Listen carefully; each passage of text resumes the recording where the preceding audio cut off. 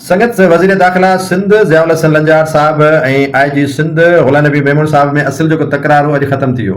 जेका उन्हनि में थोरी थकी रंजिश हुई उहा मुकमिल तौर ते ख़तमु थी वई ऐं हू अॼु खां पोइ सॻा ॿाहिरि थी विया आहिनि।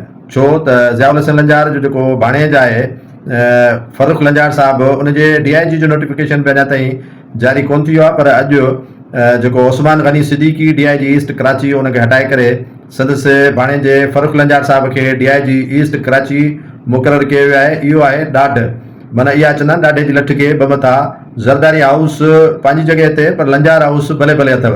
लंजार हाउस जी एतिरी हले थी जो IG सिंध बि उन जे अॻियां ईअं सम्झो त कुझु बि न आहे। वाकई सबॉर्डिनेट थींदो आहे ऐं वज़ीर त वज़ीर आहे ऐं ताक़तवर वज़ीर एतिरो जो उन पंहिंजे भाणेजे खे कराची जे हिन इलाइक़े में ईस्ट जे लाइ चङा भला सिकंदा आहिनि। उन ईस्ट जो जेको आहे सो DIG मुक़ररु करे छॾियो आहे।